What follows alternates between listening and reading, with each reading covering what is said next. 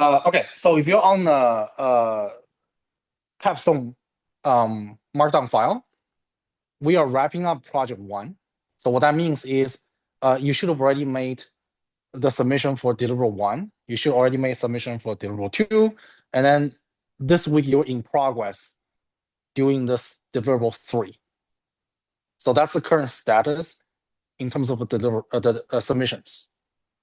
And what's happening is obviously I'll have to change that date here because it's not this Tuesday anymore. It's next Tuesday. So don't let that bother you, right? I'll change that. Use the announcement as the golden truth. Make sense? So just I want to let you guys know that. So what that means is next Tuesday and by next Tuesday, we will have finished everything about project one, right? And you should have three deliverables, right? Hopefully you have not missed all three. If you miss all three, then you're probably gonna get like a bad grade for for this class. So please like you have one last deadline. So you know if you screw up the first two, at least take the last one seriously.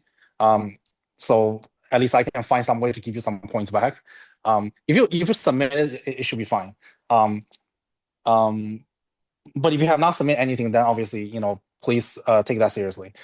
So any questions about project one deliverable? Okay, good. I'm gonna tell you a little bit about project two, right? So because I extended the deadline for this week's submission, obviously there's this date, March 4th, has to be changed. Does that make sense? So that will be changed, right? So don't freak out when you see that, like, is there another deadline that's overlap? No, there isn't, right? I just haven't changed it. So I will change that. And then when I change it, obviously the next two deliverables will be pushed back. Does that make sense? And then that's gonna happen after the spring break. So we're talking about the Tuesday after spring break, which means this will, instead of March 4th, it will be March 25th. So any questions about that? Okay, so that's a deliverable. Yes.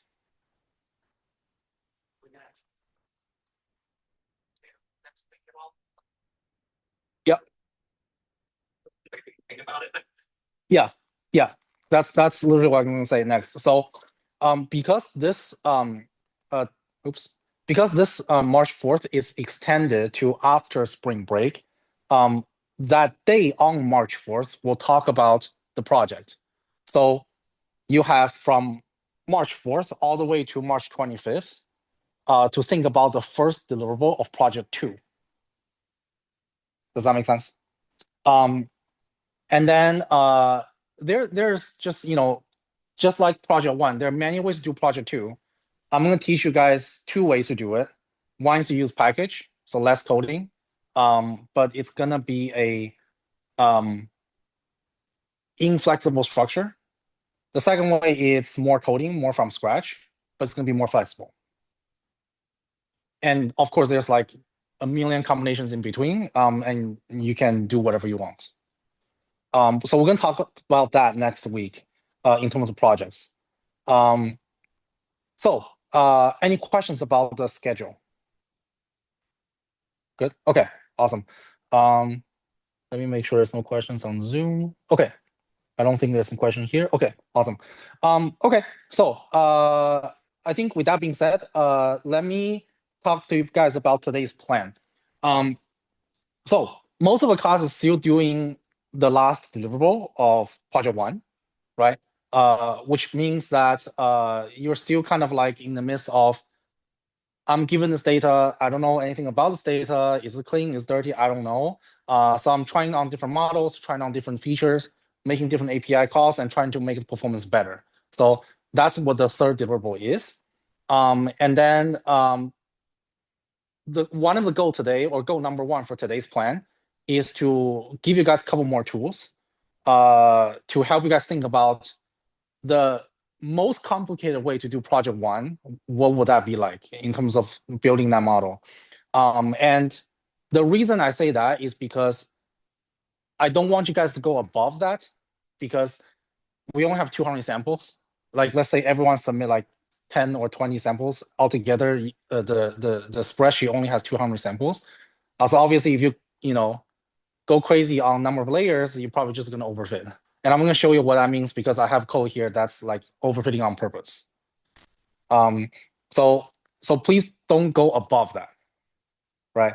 In other words, like if you finish today's lecture, you should be able to take the code, copy paste, run yourself, and then you should be at like the edge of overfitting, and you should not go more than that, right? You should think about how to make it easier, not more complicated, right? So that's part one of today's lecture. Part two of today, which is goal number two, is to try to get you guys past to SVM, support vector machine. Support vector machine is a very interesting tool in the sense that it actually combines regression model, and then it's trying to set up different boundaries for regression model, and that's essentially how SVM is fitted. So we're going to talk a little bit about that and talk a little bit about how that model is used in practice. So hopefully after today's lecture, you'll be able to understand what SVM is doing in terms of how it fits data, and you'll be able to use it, right? So just give you a little hint. I've seen good performance combining language embeddings with SVM. So in the sense that you don't really have to use neural network model. Once you get the embeddings out of the sentence, you can then throw that into SVM, and then you can do your classification there. So that's another tool we're going to talk about today. And then I think probably one of you guys will figure out a way to use that on a project and then somehow get a performance higher. So that's the plan. Any questions? Good. Okay. So let's start with the project. So we talked about this notebook last time, and then essentially we start with thinking about this Python function called create neural network model. And how it works is there are two channels coming in. There's an input one channel, input two channel, right? So two channels coming in. And the assumption is since the channel one is coming in with text data, so you want to embed it somehow, use some sort of tokenizer, and then train it with neural network. So that's why you have a neural network number one here. And then input channel two is just a function rating, literally just one number. The assumption is you can still train it, but the neural network will be much easier. Right? You shouldn't put a 3-layer here and a 3-layer here. You can probably put a 1-layer here and a 3-layer here. That's the assumption. So what I've been doing here, it's something like this. So this is what I did. So I have this function here called download and combine CSV that I shared with you guys last time. Basically, how it works is it will read a list of URLs and these URLs are the GitHub repo CSV file link, and then it will basically read a CSV and combine them together, right? So you grab the URL and then you try to read it. This is a chunk of code. Try to read it, and then you want to decode with this UTF-8. That's just the family of like I think it's like family of encoding of that CSV file. If you don't have this, you're probably going to get a bug somewhere. So once you have the CSV read in, you just concatenate them, and this line of code will combine them. So once you combine them, the way I did it is I try to pick out these columns, and these are the columns that we talked about, right? I think there are some students that call it different names. Like some people here call it user problem without an underscore. If that's the case, then obviously there's a bug here. I have to just clean that out. But you can feel free to put that back if you want to, and then you can like kind of like massage a little bit depending on what you're doing. Once you combine the CSV, that's pretty much it. You just return it, and the final CSV is going to be the combined version. So after this function, you just invoke it, right? This is a bunch of CSV that everybody submitted. I just put them together in an array. And then that array of CSVs, you run the function, and then you will read the data frame. And the data frame will look like this, right? User prompt. Let me see if I can print that out. This way. Oh, I don't think I connected. Let me connect it.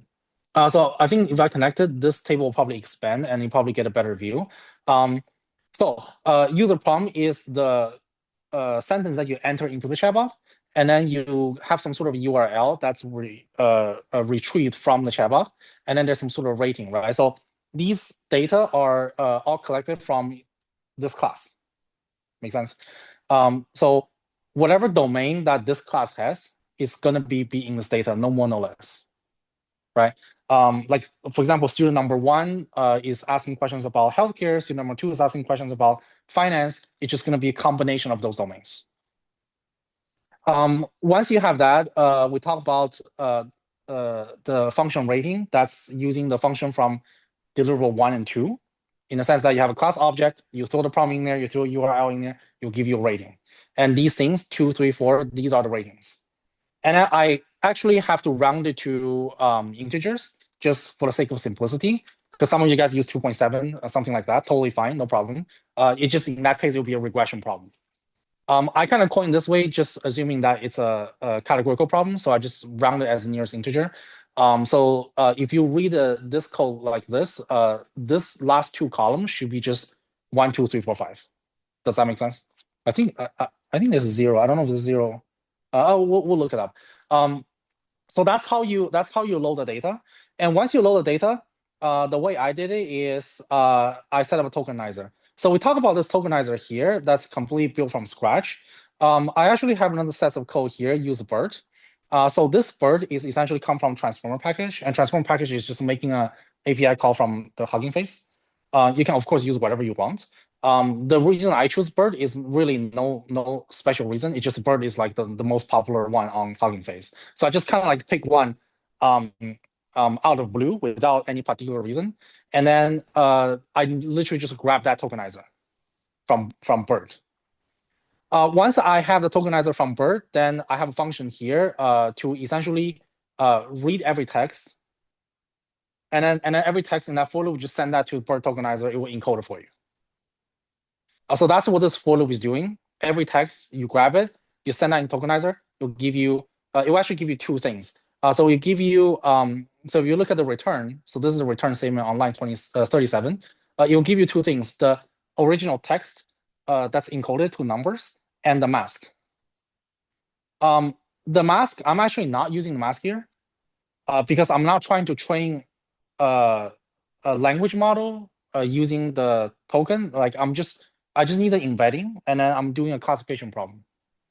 Right, so the second object, I'm just literally going to throw that away. I'm not going to use that.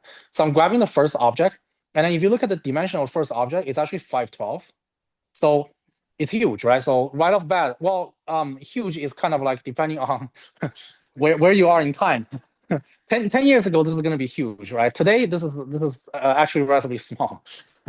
But in this particular data set, the 512 is actually a larger number comparing with 282, because everybody submit together, the sample size is 282, and comparing with 512, that's going to be a problem, right? So right off the bat, you know you're going to like somehow overfit somewhere.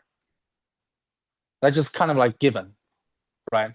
So whatever, so like after this step, like from this step downstream in the code, I don't need to read anything. I already know somewhere it's going to overfit, right? The job right now, it's, well, since you can't avoid it, the job right now is like make the loss function somehow just better looking so that the overfit problem is like less. But even though the loss function looks pretty, which you're gonna see, it kind of looks like coming down flat now. It's still gonna just overall the design of the experiment is just gonna overfit the data. Does that make sense? And this is one of the experiment. This is one of the scenario that you're not gonna you're not gonna physically see that from loss function, but you know for sure it's gonna overfit just because there's 2 numbers here. So once you have that information in your head, keep that on top of your head, and let's go ahead and take a look.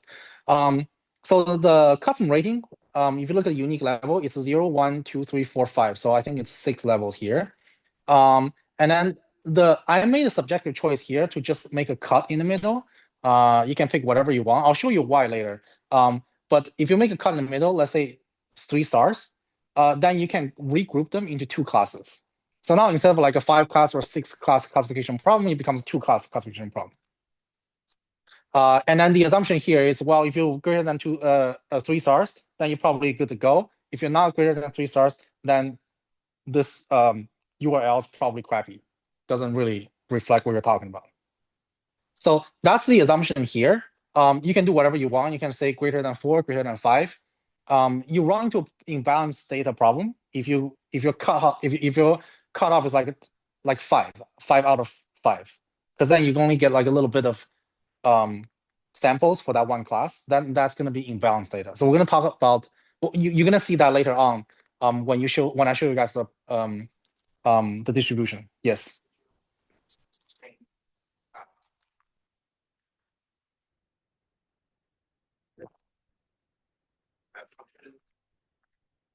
Oh, good question. I did not. I only did this regrouping for the target variable. So the rating for the function rating, I just consider that as a feature. So it's out of 6, it's out of 6. Okay, so what that means is, since now this is 2 buckets, and then when you send that to 2 categorical function, it just give you a vector of 2, right? So whatever, so you have same amount of samples, 282, but now this has 2 columns. And that's it. So I designed this function in a way that this last input argument is the number of dense layer that I want the last layer to come out. So if this is, sorry, not that one, this one here. So if this output dimension is set as 2, then that gets inputted in a create neural network function. You see this here? That's I don't know why I stopped. Here, this output dimension here. So that controls the number of classes that this neural network will create. So if 2 is 2, 6 and 6. So that makes my life easier, so I don't have to go back up there to rewrite the function and rerun it. So once you define this model, then you're kind of good to go, right? Then you can just run it. So in this case, I run, this is my training. So I just crank this machine off and run 2000 epoch. I just literally just let it wait there. And I have to wait for a little bit. I should probably time it. I think I time it down here. Let's see. So this takes about 48 minutes. Depending on your internet and how big your data is, it may be more or less than 48 minutes. But if you just take my code and run it as it is, you should get 48 minutes. Make sense? So literally what that means is like I have a laptop sitting on my table and just don't touch it for 48 minutes. I mean, you can touch it, you can look at other tabs, but don't touch here, right? For 48 minutes. And I got it working. I didn't crash or anything like that. So I think if you guys just copy paste the code, it should be fine. At least you get something out of it. So this is my parameters. What that means is I set as 5 batches. So what that means is 282 just divided by 5, and then whatever then the final number is, you just round as nearest integer. That's how many samples in one batch. Validation split, I pick 5%. So 282 by 5%, I think we're talking about maybe like a few samples because I want to leave most of the samples for training. You can kind of say that's kind of like too much. You can make that argument. But if you don't have this, like let's say you comment that code out and you don't have any validation, then you won't see these final 2 columns in the performance. Then you're just gonna have to rerun this, do like a model.predict in like a different set.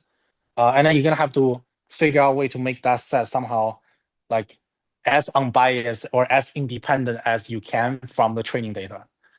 So you're gonna have to do that. Otherwise, it's difficult to make that justification work because you're just gonna get 100%.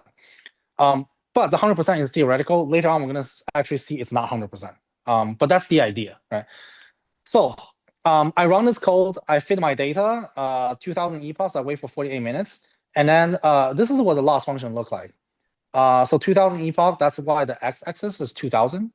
And then there are 2 lines, right? The blue line and orange line. The blue line, according to this legend here, blue is a training data, and the val, which is the orange line, is a validation data. And this validation data, keep in mind that it's only 5% of the entire sample. So you can kind of expect that there's a much higher volatility on the orange line than the blue line, right? Because I'm using less data, and what that means is every batch, those samples could be very different from each other. So that's why these orange lines have like higher volatility, whereas the blue line, it's not that much, relatively speaking. since I'm doing two-class classification, right? So you want the loss to be like at least below 0.5, which this training is kind of like just there. So that's the problem of why this is probably not going to work. So that's one hint that this might not work. Another thing is this orange line. I actually have to do a little bit of tuning, and I can tell you guys that if you go back up to this vocabulary size controls the unique level of the vectors going into the embedding layer of the BERT model. It's like we're talking about words here, right? It's not going to be 30, right? Like it's not possible that the entire class are sending prompts to a chatbot and then they only use 30 words. That's not going to happen. I chose 30 because originally it's actually 30,000, like 30,522. That's the original vocabulary that a BERT model is trained on. What that means is they have a giant dictionary that's like whatever, like Oxford Dictionary or Cambridge Dictionary, that there's like 30,000 words in there. So that's what that 30,000 means. But here, I'm making the assumption that I'm sacrificing that. And the reason I'm sacrificing that is because I want to lower the model parameters. Because if you increase the vocabulary size, the network is going to be bigger. Does that make sense? And I already know I'm going to overfit the data. So I'm trying to make the sacrifice somewhere in the neural network model, even though semantically that doesn't quite make sense. So any questions about that? Okay, so if you leave this as the original number, which is 30,522, which is an insanely large number, it's like 1,000 times bigger, right? Then this neural network will obviously be a much, much, much bigger neural network. And what's going to happen is this two lines not going to look like this. What's going to happen is the orange line probably look like this. Where's my pen? So it's going to come down here, and then it's going to go like this. So somewhere here, you should just stop it, and then you should just leave like that. So that's if you use the original vocabulary size. But you can say, hey, I don't like this because the val accuracy is bouncing back up. And that's like overfitting on a data set that's overfitting on a strategy that's already overfitting, right? That's like triple overfitting. That's terrible. So you can say, hey, given that the strategy already sucks and the model already sucks and data already sucks, let's make the final step suck less. That's what it feels like. So I'm downsizing the vocabulary to kill this off. That's what's happening there. And then once you do that, you see these two lines coming down, flatten out, and then it's probably going to be as best as it gets. So any questions about this? Good. Okay. So once you understood that, let me erase this. And then let me show you the final performance, right? Oh, by the way, you can print out model summary.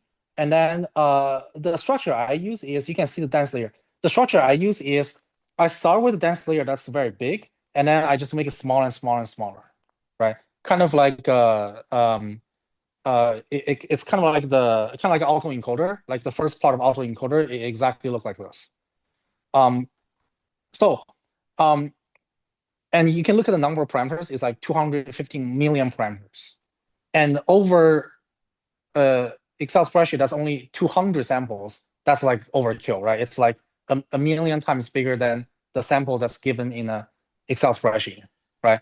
So we know that's not going to work. We're just trying to make it like suck less. That's what's happening here. Okay, so once we have the data, we have the model, we train it, then we want to understand what the performance look like.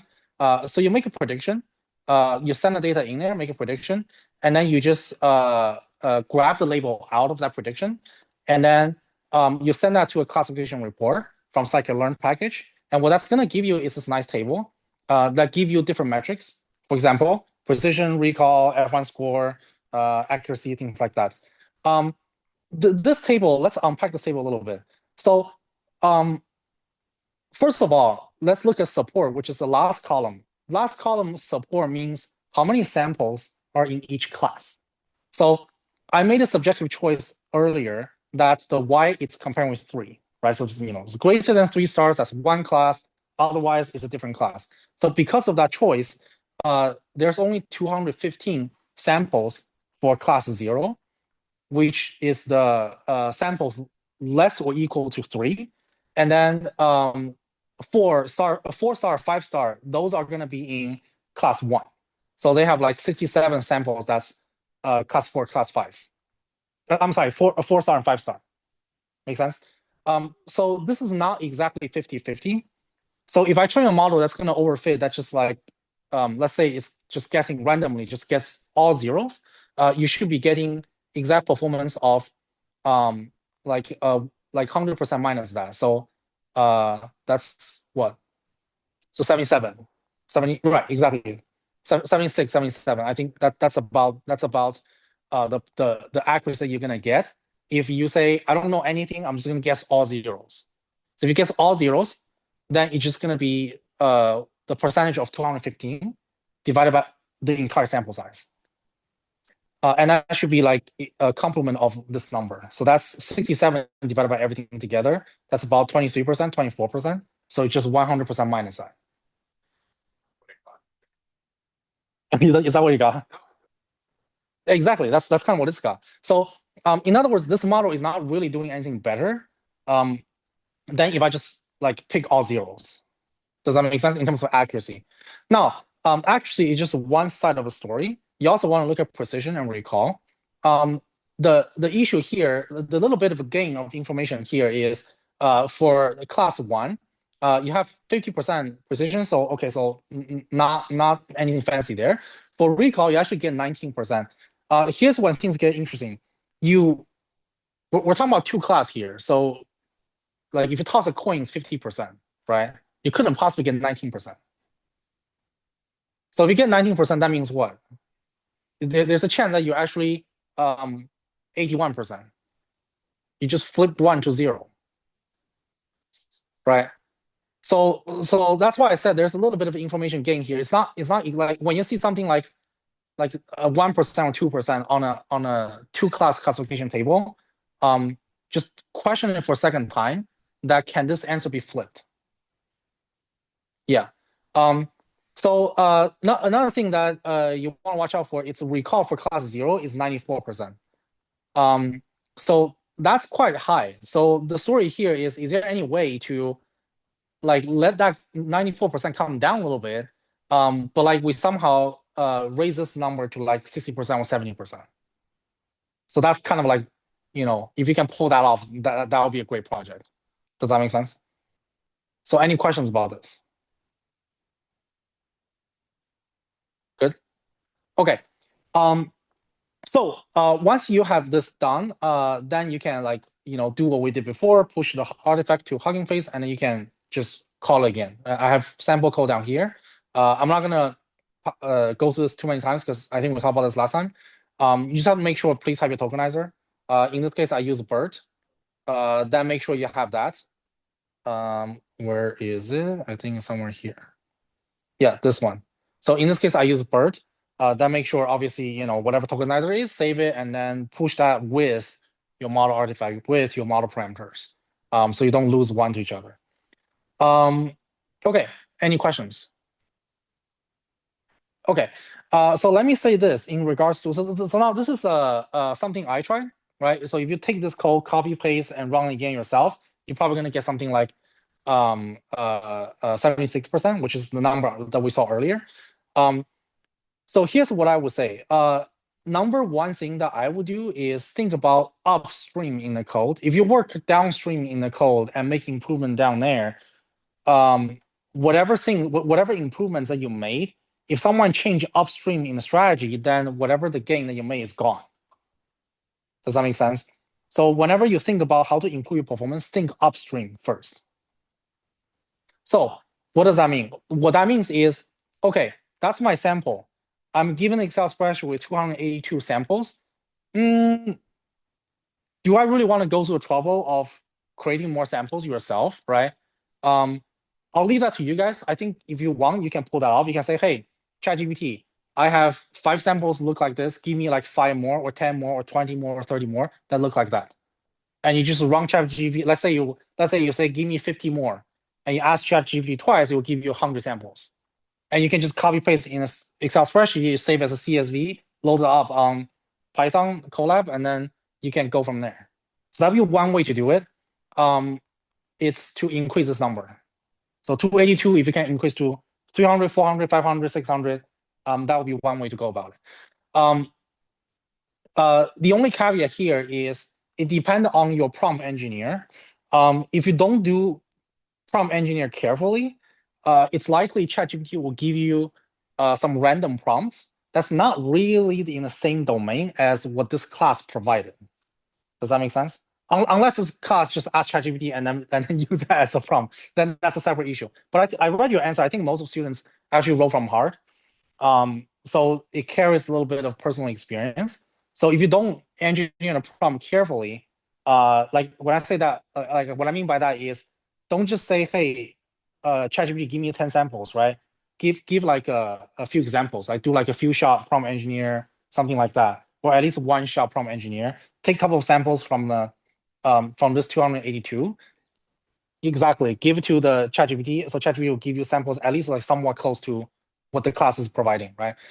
So if you don't do that, then ChatGPT is going to give you some random things. Then it kind of defeats the purpose. Like you the same time that you increase your sample size, but you also inject noise.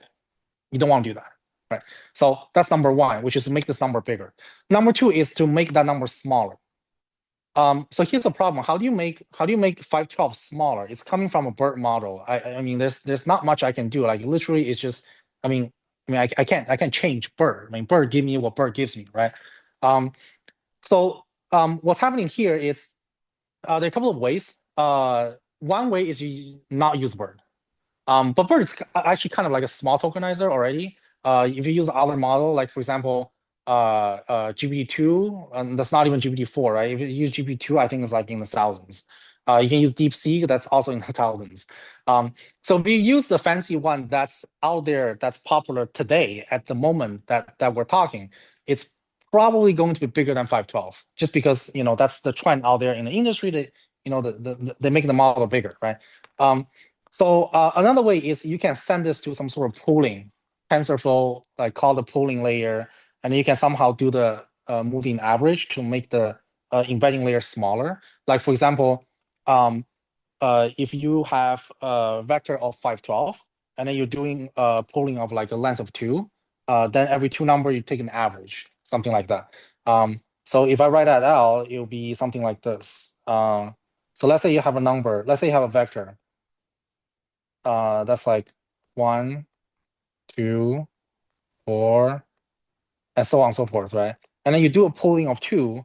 That means every vector length of 2, it takes an average. So this will be 1.5. And then you roll the window right 1 block, and 2 and 4, the average of that will be 3. So 3, something like that. So then the second vector will be shorter in length than the first one. So that'd be something you can do. I don't know how that's gonna change the original. I don't know how that's gonna change the semantics of the original data. That would be one experiment to try out. But we don't have math for that, unfortunately. Whatever this embedding layer is, it carries semantics. And if you do average pooling, how much semantics you're given up, we don't have math for that. You just don't know. So that'll be something you can try. But one thing you're absolutely for sure know that you do know is the length will get smaller. And then this window, you can fine tune it. If 2 doesn't work, try 3. If 3 doesn't work, try 4, something like that. And then the wider the window you try, then guess what? The shorter the it's going to reduce the vector size. So something like that. It's there are like tricks here and there. Average pooling is it's a big one that you can try out. Another thing is we use what we talked about in class, which is all those dense layers. Let me find a function. So function should be here. So this function in here, every time you see a dense layer, you want to test out the regularizer. Let me see if there's. Oh, I thought it popped out the window. It's one of the argument in dense layer. It's a regularizer, so you can test out L1, L2.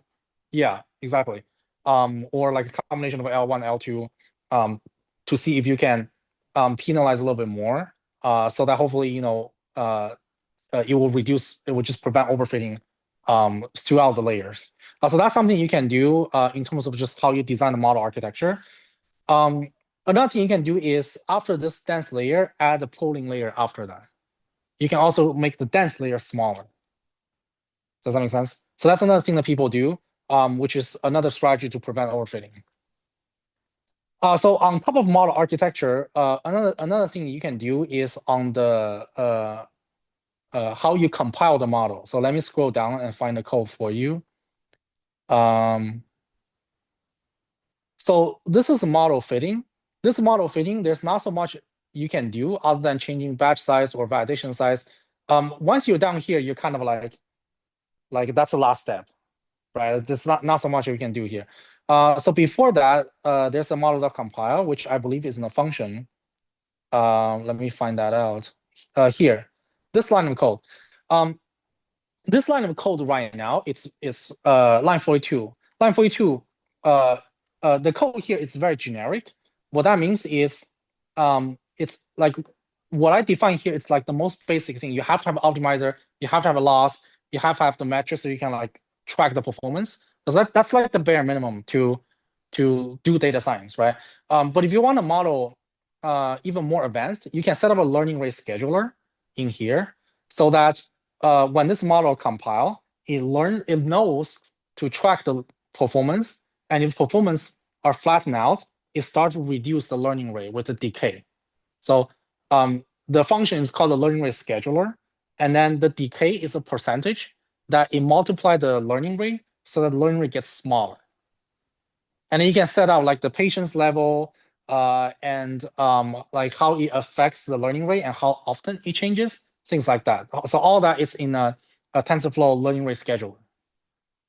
So if you don't know what I'm talking about, I'm gonna after this class, I'm gonna give you guys a sample code and you guys can play around with that. But most of this should be like Googleable, or like you can probably just ask ChatGPT and you can just say, hey, look, I have a model compile, look like that. Give me a learning rate scheduler so that the learning rate decays, like every 5 step away or every 10 step away, something like that. So in other words, before line 42, after line 41, so somewhere here, that's where you can set up the learning rate scheduler.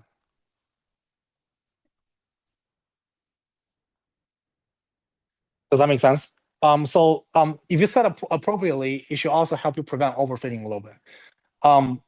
But just keep in mind that this is already like step 2 in terms of your pipeline, right? It's already kind of like downstream in the pipeline. I would probably spend, like, let's say you have 10 hours working on this. I'll probably spend like 6 or 7 hours or majority of the time that you do this project on how to get that sample size look better. So this 280, wait, where'd it go? This number here, how to get this number look better. So that's what I will spend the majority of time. Does that make sense? Any questions? Okay, cool. So this is currently pushed to, let me show you guys. So you guys go to the repo under notebooks folder, session 6. Oh, sorry, not session 6. Session 5, I believe. Let me check if I might need to update this, but anyhow, if I have not, if this code is not updated, it looks like it's not because of last week. I'm gonna save it here in this location of what we talked about today, right? So you guys can take the code and then run it, or you can update on it, improving on it, do whatever you want that makes sense. Any questions? Okay, awesome. So we're coming up in an hour. Let's take a 15-minute break. So that will bring us to like 7:30. Okay. Yeah, so take a break and then we'll come back.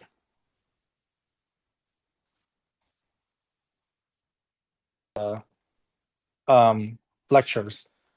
Okay, so please expect another announcement coming from me to figure out the schedule for April, because I know like the last week of April is like study week for finals. So I'm gonna try to figure something out to give you guys more time to study for finals. And then that's gonna put our timeline a little bit tight with what's happening down here. Today I'm hoping to get past SVM, which is support vector machine. It's it, I would probably call SVM like the last model that ends the conventional machine learning world and then starts the neural network. Basically, what that means is SVM like it's kind of like has its own unique position that if you talk about SVM, you're still in the machine learning world. But if you're like, hey, let's skip all of that, then you're in the deep learning world. Does that make sense? So I'm hoping to get past that. And then in terms of class material, next week when we come back, we have one more session before spring break and all that stuff. So hopefully I'm going to get you guys started with project 2 and deep learning. And this is a big lift in chapter 10 because there's a lot of stuff in there. Because we're going to cover neural network, convolution neural network, recurrent neural network, and then a bunch of other network after that. That's taking different like forms and shapes. So this is going to be a big lift. I just want to give you guys a heads up that as we move on into April, we may or may not finish all 12 chapters. Just want to let you guys know that. So if we finish if we're like halfway through chapter 11, so don't freak out, right? Just want to give you guys a heads up. But hopefully we cover most of the content here, and then that should be pretty good. A wide because I want to give you a wide range of topics, not just conventional machine learning, but you should know a little bit about deep learning as well. So that's the plan. Okay, so SVM, also known as support vector machine. There are easy way to understand it. There's a hard way to understand it. I'm obviously going to tell you guys both. What SVM is doing, it's essentially to build hyperplanes. That's essentially what it's doing. What it kind of feels like is you, how do I explain it? It's kind of like the fruit ninja game. Like you toss all the fruits in the air and then just make a cut in the middle as best as you can. And then hopefully that one cut will separate the good fruits and the bad fruits. That's what it's doing. And then how you toss it, that's the magic. Right? So that's on a high level, that's what that feels like. So hyperplane. What does hyperplane mean? Hyperplane means there's going to be some sort of linear combination. And the idea of linear combination is based on linear regression model.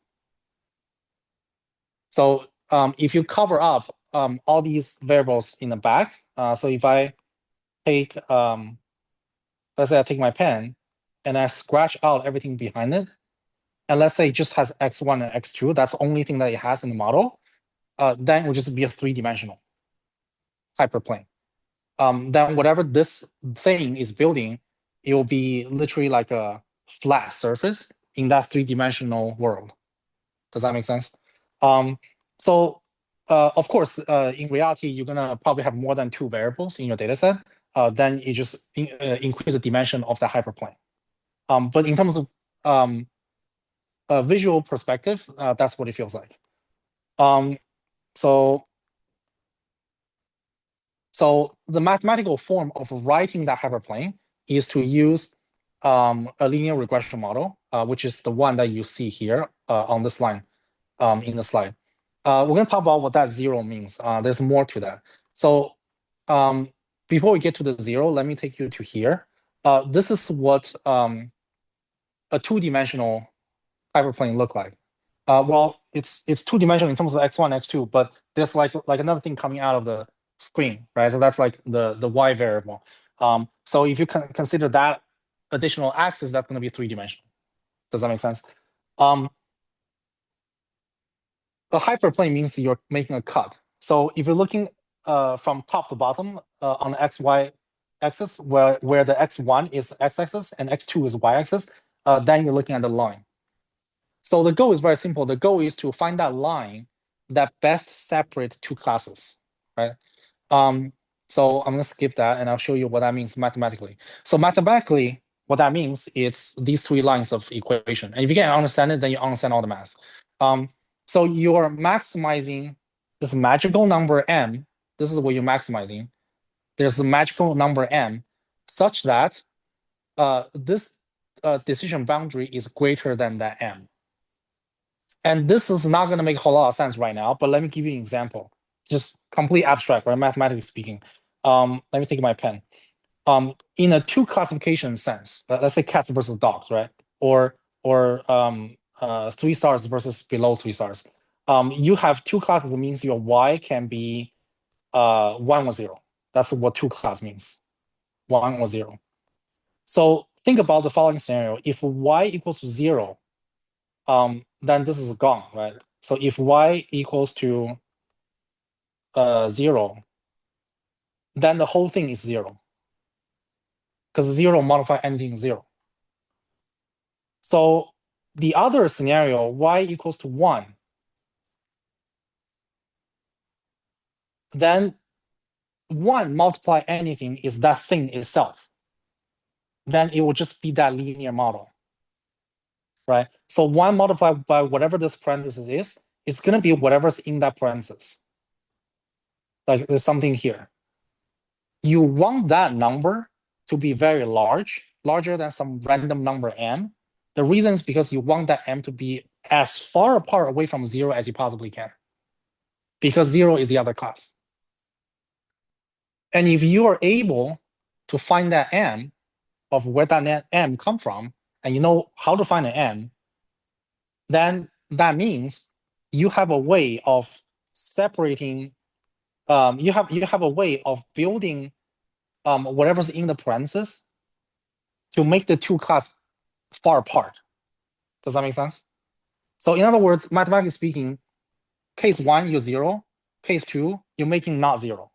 As not 0 as you possibly can. So that's what this algorithm is doing. And then you have a bunch of options. Your options are changing the betas. So here, they actually subject to this constraint 1.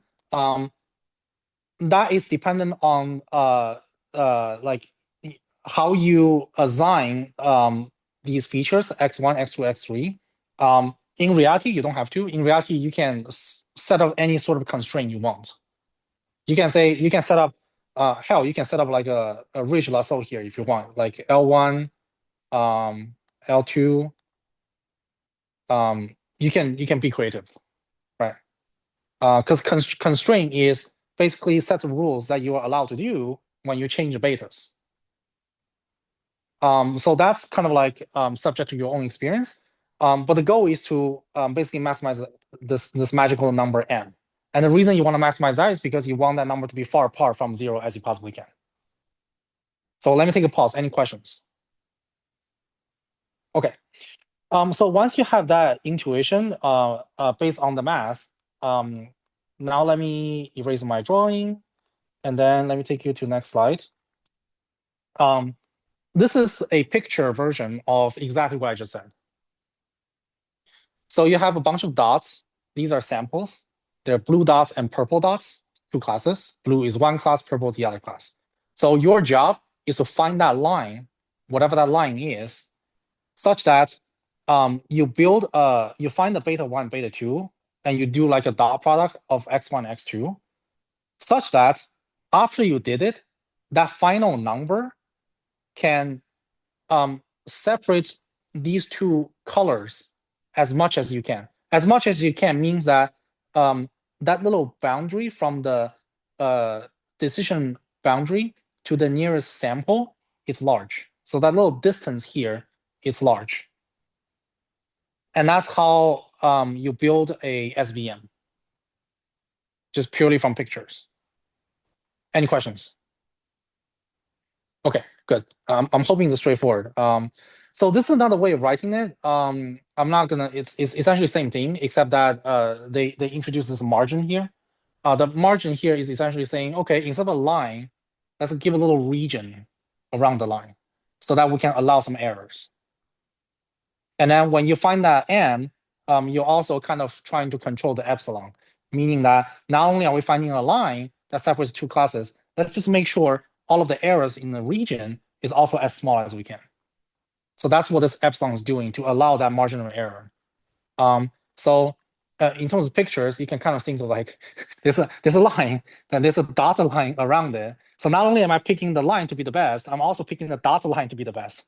So that little epsilon controls how wide these dotted line is around that decision boundary, which is the black line. Does that make sense? So there's an epsilon and there's an m, right? Epsilon controls the dotted line, and the m is the boldface line. So that's the difference. And then you're like, well, how do we do it? There's a little bit of a code snippet that I'm going to show you after this. But basically, there's a for loop, and then in the for loop, you can update the betas until that m gets better. So very much like gradient descent, but there's no partial derivative. There's no gradient. But the structure kind of feels like gradient descent. And that's why this algorithm kind of splits the two world. It's precisely because of nature. I'll show you the code in just a sec. But that's the flavor. Okay, so now here's a problem. We're talking about line, right? What happens if your data is like one class is surrounding the other class? That's going to be a problem because you couldn't possibly find one line that cuts that. Right? You're going to have to at least find two lines. Or what if the line is curved? So that's when you introduce all these polynomials. So we talked about polynomials before as a transition from linear world to the nonlinear world. Why do I say that? Well, x1 is just a line, right? Y equals to x1 is just a line. But y equals to x squared, that's a curved, right? Exactly. So if you just take your features and just start taking power of 2 or power of 3, there's actually no rules for that. If you want to go power 4, 5, 6, that's up to you. You feel free to do so, right? You can take your features and then just start introducing polynomial terms. And then guess what? That model will give you these curves. So if you do that, the decision boundary is not going to be a straight line. Does that make sense? There's going to be some sort of curve or circle in the middle. So that's how you get past something like this, where one class is surrounding the other class. And the mathematical description for what I just said is you're doing the same thing, right? We're maximizing the m, whatever that magical m is, with some sort of margin of error, 1 minus epsilon, subject to now your model is a little bit different, right? Instead of the linear model, which is the summation beta times x, now you're allowing a little bit of polynomial. Now, of course, in this slide, I just have power of 2. That's a subjective choice. You can say, hey, I don't like 2. I'm going to take power of 3. Totally fine. Does that make sense? And then you do the same thing. You set up other constraints to control your beta. You just change your beta, and then you're going to have a new model until the model hits a m that's very different from 0. Any questions? Okay. So in terms of picture, that's what the curved decision boundary look like. And when I say curve, essentially you're just adding the polynomial term in your model. In terms of model fitting, it's the same strategy. The only thing different is your features now have these power terms. Since now it's curved, then it depends on how many polynomials you're adding. It could be the case that now you have two decision boundary, because your one sample is in the middle and then the other samples are surrounding it. Then it's either you draw two lines or you have one line that's a circle. There's no other way around, right? Both ways can work if you change the degree of the polynomial terms from, like, say, 2 to 3 to 4 to 5, whatever. Exactly, if it's 2 or 3 or 3.5, unfortunately, there's no math for that. You can't just have to try it out. But the idea is, if you try out enough of different combinations of those power terms, then eventually you hit on a decision boundary that fit your data well. Make sense? And then be aware that the margin of error goes with the boundary, right? If your boundary is 2, your margin of error is 2. Yeah. And then here's a small caveat. If your samples are very close to each other, you probably want the margin of error to be very small. Otherwise, you might miss out on a decision boundary that could have worked, but you didn't know that it would have worked, but because your margin error is too large. So when you train it, you're like, oh, this error is huge, but then it turned out that could have been the decision boundary that could have worked. Make sense? So let me tell you guys one more thing. That's a performance comparing with all the different models. I don't think there's anything special with I'm gonna skip that. Here's when things get interesting, which is when you compare that with a linear regression model. You can do the hard way, which is write out math and then compare the penalization term. But here's the easy way. The easy way is to look at the loss function. So if you use the same model and if you use the same data, and then you do it two ways. Number one is you use a logistic regression model, and number two is you use the SVM, and you just plot out the loss, and it turned out that this blue line, which is logistic regression, has a curve, whereas SVM has a angle down here that's kind of like an elbow. And the reason this angle here is because SVM make cuts. Does that make sense? It's not going to be a smooth drop in terms of a loss. So that's the kind of like a nature of SVM.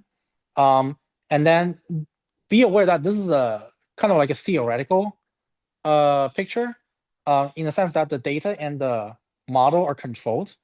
In reality, you might get more than one of these. Make sense? So that's pretty much all you need to know in terms of theory. That's kind of it. Now let me show you the code. The code is actually quite intuitive. And then I have Python code from scratch, just so that you guys can, just so that we can reinforce the theoretical concept in terms of optimization problem. So let me show you what that looks like. So this class object is taken from, if you go to the repo, and then you go to SVM, session 9, and then you can scroll down, and then there's a sample code here. Let me see if there's sample code from scratch. So there's sample code here from scratch. That's where I got them from. And then this notebook is also in the course repo under session 6. So let's talk through this class object a little bit. So class object simple SVM. Simple means we're literally just building like one SVM classifier, make a few cuts, and that's it. Right? That's what simple means. So how it works is this. You have your X and Y. X is the data feature, and then Y is the target. And for the time being, we're just going to assume that is a classifier. So Y is like 1, 0, things like that. There's no like 1.5, right? So what do you do when you're fitting the model? Well, you're taking your Y and then you are turning to binary version. That's what a Y underscore is doing. And then here's a for loop. Here's the heavy lifting of pretty much all the magic that we talked about. It's actually from line 17 to line 28. It's a line by line translation of this slide here. So let me take you back to the slide. So let me take you back to let's go back a little bit further. This one. So let me take you back to this slide. It's actually a line by line translation. So there's going to be a number of iterations. That's the first for loop. You want to try 10 iterations. That's up to you. 100. That's up to you. So that's the first for loop. Second for loop, we are going into X, and then we're making cuts. That's what that means. And this X is your data matrix. It can be 2 column, 3 column, P column, whatever you want, right? So this is this variable is called condition. That's how it's assigned. It's essentially you take the Y, and then you do your linear algebra of the linear regression model. So you take the weights, the W, multiply by X. That's what that's doing here in the first parenthesis. And then you subtract the B, that's the bias term. So in this yellow parenthesis, that's essentially like a linear regression model. So linear regression model, you then multiply by whatever Y is, right? If Y is 1, it's 1. 0 is 0. And then you just check if that's greater than 1. So whatever this condition is, since you're comparing with number, then this condition is going to be true and false, right? So based on whether it's true and false, you then update the W and B. W is a weights, B is a bias. And that's literally it, right? So once you have your DW, once you have DB, this is kind of like a small version of the change of W and change of the bias. And then you just update that to your original W and B. That in the beginning, it's randomly assigned. So once you finish that, then the job is done. You find your W, you find your B. That means you have your weights, you have your parameters. Those are the betas in your linear regression model. So once you find those betas, that can apply on the data. That's really, really, really large number, greater than 1. That's far away from 0. Then the job's done. So that's kind of it in terms of how you fit the SVM, in terms of a very simple SVM. Now, of course, in reality, you use a scikit-learn package, right? Scikit-learn package, it does like a bunch of different things. Like, I think you can do the polynomial if you want to. You can turn into regression or classification. You can do the, I think there's regularizer in there as well. And then there's like the margin of error. That's also not a tuning parameter. There are a bunch of that in the package that we have not done here. But the heavy lifting is essentially in this double for loop. So if you can understand this double for loop, then you understand a support vector machine. Cool. One last thing I will say about this is, here's when things get interesting. If you look at this for a little bit, it looks kind of like a gradient descent. But these two lines of code, it kind of serve as that purpose. But it's a little bit different than if I take the partial derivative of like a linear regression model. I don't know if you guys can see that, but that's essentially, it serves as that flavor, but it doesn't do exactly that. So here's when things get really interesting is you can very well rewrite this by like having your own gradient in there if you want to, and then that can probably update the algorithm a little bit better. So then that's a heavy lift. So then you're like essentially updating the algorithm from scratch. So which mathematically is a cool thing to do if you can pull that off. But that would be one thing that you can do. Another thing you can do is combine this with the deliverable 3 of project 1. Right. So what I mean by that is this X, it's whatever you want, right? The X is just a matrix. It's a matrix of numbers. So you can say, hey, look, I'm going to have X to be like a sample of 282 user prompts. And then the embeddings are coming from BERT or the smaller one that you found, right? And then I'm going to use that as my feature. And then I'm going to send that to SVM. And then why do I want to do that? Because SVM may or may not work, but I know for sure SVM is much less complicated than neural network. So that would be the motive to do that, because neural network, it doesn't matter what you do after tuning, it's going to be like thousands of parameters. SVM is going to be much less. Does that make sense? Any questions? Okay, awesome. So additionally, I think I have some picture down here that basically just reconstruct what we just talked about in class. These are the decision boundary that you can plot, right? And then you can find which one is the best one by simply eyeballing it. Like this one has a margin of error. I left the code here just so that you guys can play around with code and then kind of get the intuition of how to change the data in a way that affects SVM and how that affects how SVM learns. Does that make sense? So the code is here. It's on the GitHub repo. Play around with it. And then there's something here that I think it might be helpful for you to understand the deliverable 3 of the project. The reason is if you look at the embeddings of a sentence, it's nothing but a bunch of dots, right? Like you can plot the vectors coming out of a embedding or tokenizer from a large language model. It's just a bunch of dots floating in the air. So it's really no different from these samples here. So you can plot that in between two classes. Let's say class 1 is greater than 3 stars, class 2 is the other stars that's less than 3, right? If you can plot it, you might actually be able to eyeball what that decision boundary look like. And you might actually be able to handcraft your own SVM just specifically to fit that decision, excuse me, just to fit that data by plotting it. So you could pull that off if your dimension is small enough. So that would be something that's interesting for you guys to do. Another thing another trick I want to tell you is I'm gonna have to use a pen for this. This is gonna be a little bit kind of like outside of scope for right now. But once you go through April and know deep learning, you can probably pull this off. So here's a trick.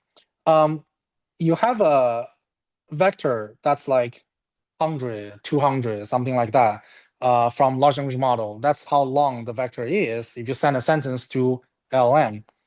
The trick is this. You can send that to an autoencoder like that. And then you can set this output as the original, as the same embedding that you fed into the autoencoder. And the reason you do that is because you can then train an autoencoder to learn that structure really well. And in the sense that the latent layer only has 2 neurons. So you can pull that off. That would be step number 1, is to train an autoencoder to learn the vector representation. And just to do that, nothing else. So why do we want to do that? Well, the reason we want to do that is because we want to get this guy in the middle extremely well. Now, instead of 512 length of vectors, guess what? You have 2. Exactly. Now you're going to cut in half. You're going to take these 2. You're going to plot it, then train SVM. So that's a hack. And then this way, you're then essentially able to eyeball it. Because now you're just 2 dimensions. 2 dimensions, then you just plot it. Then you just eyeball it. Right? And then whatever those whatever those 2 dots look like, assign a color. Y equals 1, that's one color. Y is 0, that's another color. And then just eyeball whatever that decision boundary look like. It'll probably be some sort of polynomial SVM. And then that would be something like if you truly want to in sample just whatever sample this class provided, you don't care about anything else. You don't care about catalog test set or anything like that. I just want a model that learns whatever the students providing a sample in class. This way will probably be the easiest to pull that off. Like you might actually be able to get to 80%, 90%, something like that. Make sense? Any questions? Okay. So this code, obviously, I won't provide because I want you guys to think about it a little bit. And then in terms of technicality, it's not that hard to figure this out. But once you go to the second part of the class, like the deep learning stuff in April, you'll know this pretty well. But for time being, in terms of coding wise, just take the embedding, send that to SVM. You should be able to get something back. Any questions? Yes. So you have to have like 2. Well, the Y has to be exactly has to be more than 2. I think the package allows you to do multi-class, if that's your question. Now, the code here is from scratch. It's a very simple case. It obviously doesn't do it. But scikit-learn package should allow multi-class. Or you can treat it as a regression problem. And scikit-learn package also do that. Yeah. Any other question? Okay, I'll tell you guys one more thing, and then we'll take a break. So there's another trick I can tell you guys. There's this thing called a lazy predictor. I don't know if you guys know it. Have you heard of this? So apparently someone like wrote a wrapper of scikit-learn, and then exactly, and then literally they just they wrote a wrapper called a lazy classifier that if you just throw your X train and Y train in there, it will just run through all of the classifier in scikit-learn package. And you get all of the performance just in one line of code. You can certainly do that, no problem there, and you're gonna get a glance of um, what each algorithm perform just right off the box. Um, Certainly, there's a benefit for that, right? You get a global view of what's going on. The downside is some of these functions have their own tuning parameter that this package just take as a default. So obviously, when it comes to edge cases, you're not gonna get it because uh, this is too many assumptions here, right? And then all these parameters, like each of these line of code in scikit-learn probably have like 5 or 6 parameters that you can tune. And then this entire table is like maybe 20, 30 classifiers. Each one of them has like 5 or 6 default parameters. That's way too many assumptions all together in one shot. Does that make sense? So you can use it. No one's gonna stop you from doing that. But just kind of like keep a keep a question mark in your head that this is a lot of assumptions that you're making in one go. But certainly as a tool, feel free to use it, right? They also have regression. If you are big on regression, certainly throw that in there. Not really a whole lot of things to say here. Just X-train is gonna be the embedding. But take your user prompt, send that to LLM, or send that to tokenizer or whatever large language model you want to find. Get the embedding, and just stick that in here, and then you're good to go. I think this also has predictions. That's also what's nice about it. So I've also seen people do this. They're like, I have no idea what to do. So I'm going to run this line of code, but I'm going to take the predictions and I'm going to send that to another neural network model. I think it's a little overkill in terms of this project, because this project only has 200 samples. If you have a large sample, of course, feel free to try that. But this is already too many classifiers in one go with too many assumptions. If you take the predictions of that and then send that to another neural model, you're shooting yourself in the leg, right? So that's overfitting on top of overfitting on a strategy that doesn't work. So in terms of knowledge, obviously you guys can do that just for future reference. But for this project, that's overkill. Okay. Any questions? Good. All right. Awesome. So I think that's all I want to cover for SVM. It should be pretty straightforward. Code is here, right?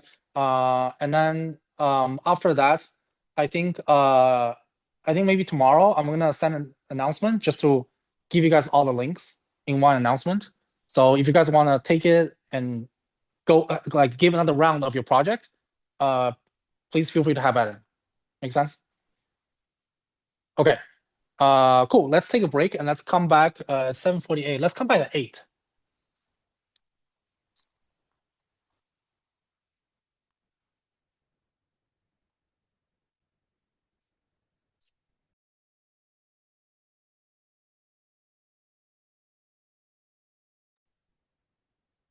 Okay. So yeah, as I was saying, this last part of the class, it's obviously complete outside of scope of the class. But in terms of just model training and just run the code, it's well within what we talked about, right?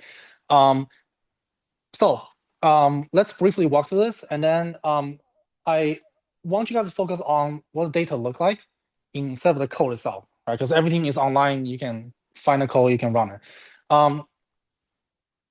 The goal for this notebook is to give you guys a code so you can take the artifact from DeepSeek R1 and then to essentially fine tune against your own data, customized data, whatever you want.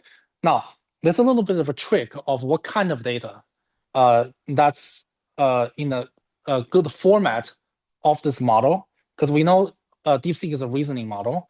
Reasoning model means there's this chunk of text that it's thinking, and that may or may not be what the final answer look like, right? And obviously, computer doesn't know that unless human create that data. So right off the bat, obviously download all the packages. These are all the packages that you need to download. And then step number one is to get the artifact, right? The model is coming from DeepSeek, so that's why this is DeepSeek AI. That's the name of the repo. Excuse me, the name of the user. And then the model artifact is this one. The reason I use Distill Quen 1.5 it's because it's a small model. Now, that being said, 1.5 billion, it's a large number if you were taking this class 5 years ago. But if you're taking this class today, 1.5 billion is relatively a small number, just because they're like models is like 70 billion or in that just 700 billion. I think there's a lot of 700 billion out there right now. That obviously 1.5 is a smaller model comparing with that. Anyhow, point being, you pick a small model. So in terms of training, it's easier, faster, and also you don't overfit. Right. Because you're about to use a sample that's like literally 200 samples. So that's another reason. So you load the model, and then we talk about tokenizer, right? If you miss out on this line of code, obviously it's going to be wrong. Because your model parameter doesn't even match a tokenizer, that's going to be a problem. So if you're going to do this, and obviously by default tokenizer, you should use DeepSeek tokenizer. You cannot use Llama tokenizer, and then the parameter from DeepSeek, that's not going to work. So once you have that, you're pretty much good to go. Set up GPU using CUDA, and then you should be good to go. Now let's talk about data. This is the heavy lifting. Everything downstream literally just run all. There's nothing need to be changed downstream in the code. Right? I can just give you the code. You can just copy paste. You can just run it. The only thing need to be changed is data. Right? There are two ways to do this. There's a dumb way and there's a hard way. The dumb way is I don't know anything about data. You just take the user prompt. Along with the rating, and just shove it in one big sentence, right? So what I mean by that is you can define a text look like that. So literally text equals to quotation mark. That means you're defining a string, and we're talking about one big string. And in the big string, literally what you're gonna do is some sort of user prompt here. And then you can use some sort of a special character, but you have to be consistent. Every sample needs to be that character. Like you can say something like with score 3. If you're going to use this kind of language, you're going to have to use that kind of language every single sentence. Does that make sense? And then you move on to the second sentence. User prompt 2 with score 2. So then it makes your life easier. You can do a string collapse in Python and take the column of username, column of user prompt, and join with the final rating, the custom rating, and then you just collapse it into one big string, and then you just physically copy that in here. Or you can say, hey, ChatGPT, I have a CSV. I want to take this column and this column, put them together, make it into a big string. ChatGPT will also do that for you, right? So this is one way of creating training data. And then what's happening here is this next few lines of code is going to take that giant paragraph and then split it by period. So what that means is it's going to split by sentence so that every sentence is a sample. So that's why this stuff here is going to be extremely important. If you somehow say user prompt, and then you end the sentence there with a period, and then you say this score is 3, that's not going to work. Because it's going to miss out on that sentence, doesn't know what the score is for that sentence. So you do whatever you want to do, but it has to be consistent every sample. So that's strategy number 1. But you have to create this text data manually. Rest is straightforward. Once you split it, send out to tokenizer, you can start fine-tuning your DeepSeek model. So that's one way. The second way is this. There's another type of data schema called O1 reasoning. This O1 reasoning, you can type on, you can literally just print it. I already found the repo on Hugging Face. And then let me zoom in and just show you guys what that look like. So this is what one sample look like, right? There's a question, there's a chain of thought, and there's a response. In terms of your data set, you probably don't have chain of thought. If you want to add that, you can just run the 200 samples to ChatGPT. ChatGPT will probably give you some sort of chain of thought, and you can use that as a proxy. But just be aware that there's a lot of ChatGPT noise in there. Anyhow, you can still pull it off. You can take the question, that's the user prompt. Whatever that user prompt in that sample of CSV that we just saw, that's going to be the column 1. The response, just make that star. Like this is 3 star, this is 2 star, this is 5 star, something like that. So you have your question, you have your chain of thought that's come from ChatGPT, and you have your response. Then you have your training data. So this is a second strategy, which is to create the schema that look exactly like this data set here, medical O1 reasoning SFT. And if you can do that, everything downstream in the code is written for you. You just hit run, and it will run.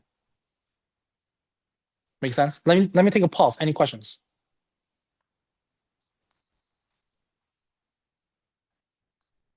Cool.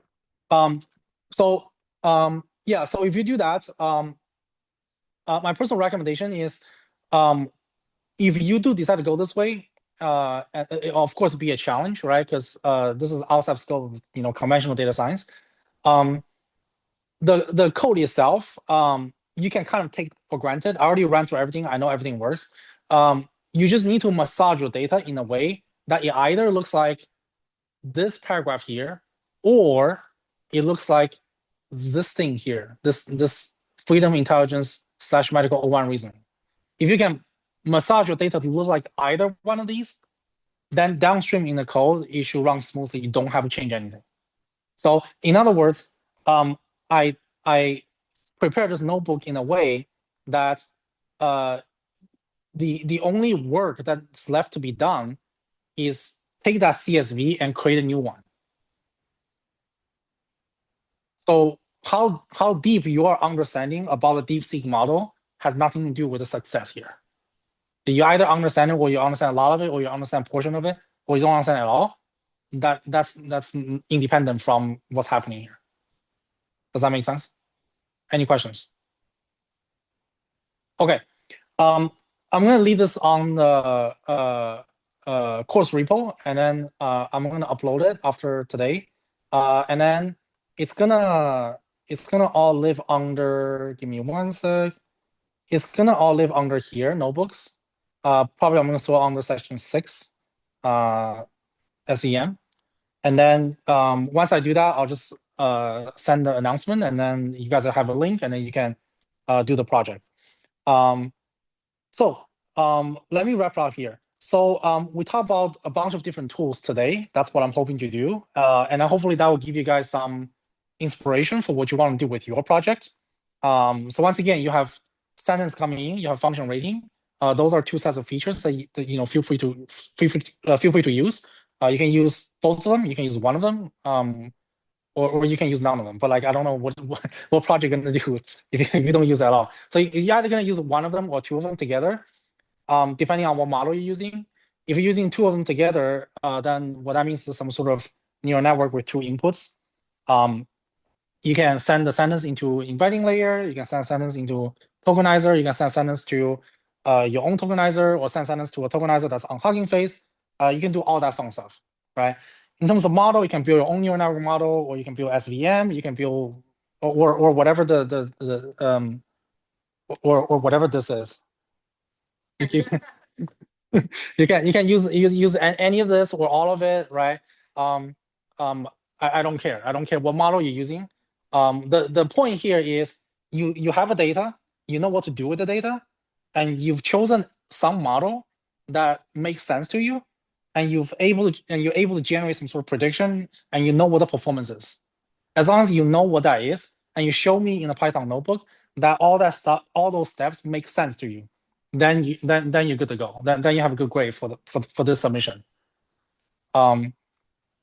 And then hopefully throughout the process that you're going through these steps again and again and again, you practice this philosophy. I think we talked about this in the beginning of the lecture. So this is a philosophy called Kaizen, which is I think the first class we talked about this one. So in industry, it's called CI/CD, continuous integration, continuous development. There's a Japanese philosophy called Kaizen. So it means continue to make small improvement. So that's what's happening here. So we start with some idea, right? You're talking to chatbot, chatbot give you something back. You're not sure how right it is. That's the idea. And then we say, okay, let's come up with some sort of experiment. Okay, maybe there's a API call that we can make. So we talked about all of that.